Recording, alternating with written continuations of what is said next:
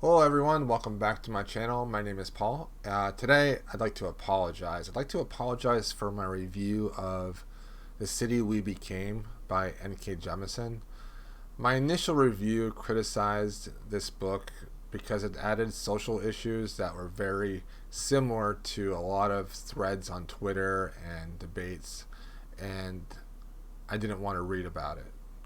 In the original review, I said the following: social issues play a very large part in this book. I completely understand that sci-fi and fantasy is a very political genre. However, at times it reminded me of Twitter threads a little bit. One of the reasons that I got off Twitter is because of those arguments. There were times when reading this book I was uncomfortable, and I need to look at why I was uncomfortable during those times.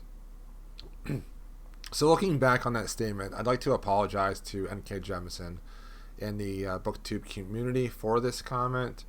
I felt like it was an unnecessary microaggression just because I personally am unable to have social media be a prominent and important part of my life. That doesn't mean that people like N.K. Jemisin making social statements, talking about inequality, racism, and sexism on Twitter, that all of that's not important. Those things are very important. I should not be criticizing Jemisin for adding social justice issues in her novels. These are important messages that need to be said, and for me to criticize her for adding these moments in her novel was unfair for me and makes me a part of the problem. And I'm sorry for that. I realize I was wrong. I don't want to be a part of the problem. I want to be a part of the solution. I will continue to educate myself and read more books from minorities and disadvantaged individuals, and ask the question when reviewing disadvantaged authors: would a bigot be upset with my review? If the answer is yes, I'm probably doing it right. But if the answer is no, I'm probably doing it wrong. I am thinking about what actions that I can take to be a better person in general. So I'm going to remove that review. I don't want that on my channel anymore or on Goodreads. But in the last few minutes of this video, I'd like to talk to men specifically that watch my videos.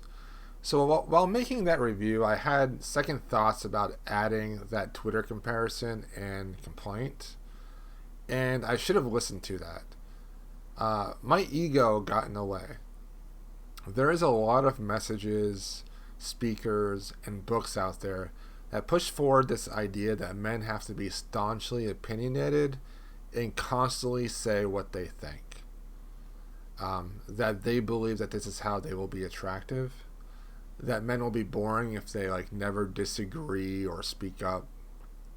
Well, guys, number one, this is all rooted in insecurity. If we think that we always have something to say and that we aren't a real man for saying it, then that is just insecurity. The truth is that we don't always have to voice our opinion all the time. A lot of times there are others' opinion that we should be amplifying, and I feel like this moment is definitely one of them. A lot of times it's more manly to actually listen and reevaluate our own thoughts and beliefs than just saying something stupid. And that comes in with number two.